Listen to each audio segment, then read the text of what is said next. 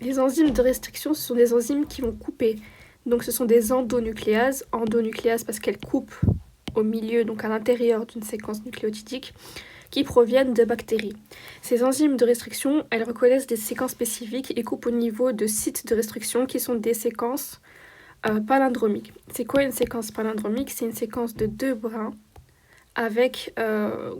chaque brin il contient environ 4 à 8 paires de bases et ils ont une orientation spéciale, donc une orientation antiparallèle. Donc imaginons que notre séquence palindromique c'est celle-là. Ben, antiparallèle, ça veut dire qu'on va lire comme ça. Donc ça va être C, T, T, A, A, G. Donc C, T, T, A, A, G. Donc on la lit comme ça. Donc le premier brin se lit comme ça, le deuxième brin se lit comme ça ou l'inverse, mais en tout cas c'est antiparallèle. Et on voit que c'est complémentaire. Donc c'est ça une séquence palindromique. Et du coup, le site de restriction, qui est le site où l'enzyme de restriction va venir couper, ben, c'est un site palindromique. Il faut savoir que les enzymes de restriction, elles coupent uniquement l'ADN d'un phage, donc l'ADN d'un virus. Un virus qui infecte une bactérie. Donc on a dit que les enzymes de restriction, elles viennent de bactéries, mais elles ne coupent pas l'ADN de bactéries, elles coupent que l'ADN des phages. Comment on peut savoir, comment elle sait qu'on ne peut pas couper l'ADN de bactéries, mais juste l'ADN de phage? C'est parce qu'en fait, il y a un système qui va ajouter des groupements méthyl sur les adénines de l'ADN bactérien. Donc on aura une méthylation des adénines au niveau du site palindromique. Ah oui, donc le site palindromique des bactéries.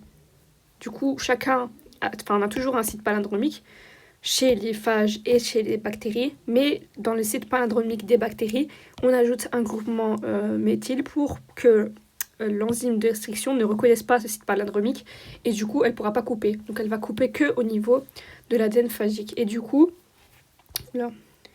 ça va lui conférer une sorte de protection. Comme ça, elle va couper l'ADN du virus et du coup, le virus ne pourra pas infecter la bactérie. Donc, comment ça va se passer? Ici, on a le site palindromique du phage. Et l'enzyme de restriction, il y en a plusieurs. Là, par exemple, pour l'exemple de Ecohérin, Ecohérin, elle va couper ici. Donc, elle coupe ici et ici. Donc, au niveau du dernier nucléotide du brin, là, et du premier nucléotide du brin, là. Et du coup, elle va aussi créer les extrémités libres. Donc là, en 3', on a OH. Et en 5', on a P, donc phosphate. Et là, pareil, 3' OH, 5' P. Ici, on voit que les coupures, elles sont pas symétriques. Enfin, si, elles sont symétriques, mais en mode... Genre là, par exemple, on a que 1.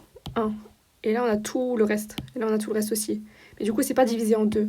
Si c'était divisé en 2, on aurait par exemple C, T, T, A, A, G. Et là, du coup, on aurait... Non, C, T, T. Et puis A, A, G. Donc c'est pas des coupures comme ça, c'est une coupure un peu de travers. Comme c'est une coupure de travers, on appelle bout collant.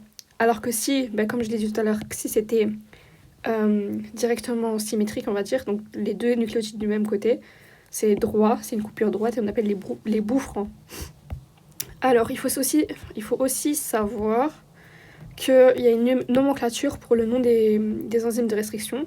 Donc par exemple pour l'exemple de Ecohérin, Eco, donc les 3 premières lettres, ça indique le nom de la bactérie dans laquelle on a découvert cette enzyme de restriction. Donc Eco, ça vient de Escherichia coli. R, ça vient de la souche. Donc on a trouvé Ecohérin dans Escherichia coli dans la souche R. Et 1, parce que c'est la première fois qu'on a découvert... c'est la première découverte de cette enzyme de restriction. Imaginons qu'on avait fait une découverte en plus, mais on aurait fait Ecohérin 2. Voilà. Et du coup, maintenant, comment on peut savoir... maintenant, on connaît comment elle coupe et tout, mais on ne sait pas, par exemple, la taille des fragments exacts qu'elle pourrait avoir sur un ADN. Donc l'ADN est circulaire, imaginons. Il est circulaire parce que c'est un ADN d'un phage. Imaginons qu'il fasse, 1000. Imaginons qu'il y a 2 coupures. Comment on peut savoir que c'est 500 ou alors par exemple 700, 300, on ne sait pas, vous voyez. Du coup, on va utiliser l'électrophorèse sur gel pour déterminer les coupures. Donc là, on a une expérience avec deux types d'enzymes de restriction différentes. Donc le premier tube, il contient une enzyme de restriction, par exemple EcoERA. Le deuxième tube, il contient par exemple IND3. Et le troisième tube va contenir IND3 et EcoERA.